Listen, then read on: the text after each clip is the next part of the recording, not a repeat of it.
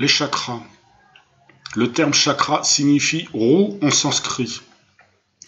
Ce sont des centres où l'énergie s'accumule et se diffuse dans tout l'organisme au travers des autres chakras, en passant par les canaux subtils, nadis.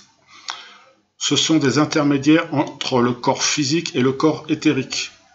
La tradition occidentale en compte 7 principaux répartis le long de la colonne vertébrale.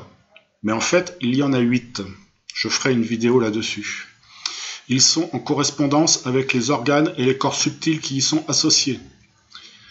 La vibration des chakras des mains et des pieds étant très forte, on peut les considérer comme étant aussi des chakras principaux.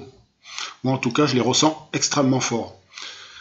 C'est pour cela que l'on peut dire qu'il existe en fait 11 chakras principaux. Oui, plus le 8e, ça fait 12. Dans l'idéal, il faudrait aussi montrer les chakras intermédiaires qui se trouvent à toutes les articulations du squelette, coudes, genoux, épaules, etc., pour mettre en évidence la totalité du corps énergétique. J'ai mis sur le dessin, voire photo 4, mes chakras des mains et des pieds tels qu'ils sont placés suivant mon ressenti. Je sais que mes chakras des mains ne sont pas placés comme tout le monde. Sur la paume, mais très proche du bord de la main, entre le pouce et l'index. Je demande toujours, à chaque fois que je rencontre des personnes qui ont un ressenti de leur chakra, où se trouvent vos chakras des mains? La réponse est toujours la même, au centre de la paume. Même depuis l'enfance, j'ai toujours ressenti à cet endroit. L'hiver, je mettais ma main devant ma bouche, la chaleur était à cet endroit, bien avant que les chakras ne s'ouvrent. Si quelqu'un a une explication, merci de me la donner, parce que pour moi c'est un mystère. Et ne pas me dire que mes corps énergétiques sont décalés, ça n'a rien à voir. En comptant la totalité des chakras, les intermédiaires, les secondaires et les chakras mineurs, il serait au nombre de plusieurs centaines. Les chakras sont animés d'une rotation orientée soit vers la droite, soit vers la gauche. Ce principe est inversé chez l'homme et chez la femme, où une complémentarité s'effectue dans les différents types d'énergie.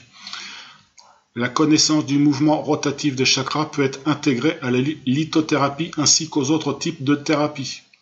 La rotation à droite est masculine, à dominante yang, représentant la volonté et l'activité, mais également l'agressivité et la violence. La rotation vers la gauche est féminine, de tendance yin, signifiant la réceptivité et l'entente, mais également la faiblesse.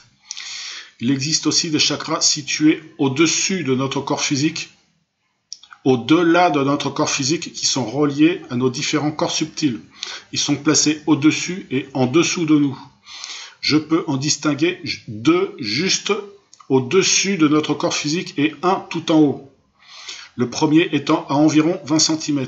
Il y en a probablement plus car ils sont reliés aux différents corps subtils, mais ceux-là, je ne les ressens pas. On peut imaginer qu'il y a le même nombre de chakras supérieurs et inférieurs qu'il y a de corps subtils. Et ils sont placés à l'intersection des corps subtils. Les chakras sont dans le domaine de l'invisible et de l'imaginaire puisqu'ils sont faits d'énergie. Et du fait qu'ils sont à moitié physiques et à moitié éthériques, quand ils sont ouverts, on en a un ressenti physique. Ah, je me suis loupé.